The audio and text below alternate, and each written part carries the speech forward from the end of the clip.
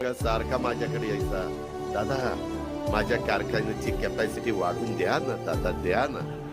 मी देत नव्हतो, या शहाण्याने द्यायला लावली. एक मिनिट, तू द्यायला लावली.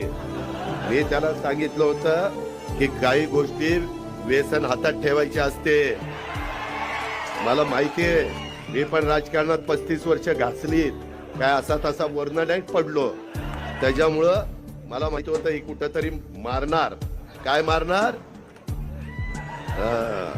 ते बोललं की लगेच ब्रेकिंग न्यूज, अजित पवारांचा तोल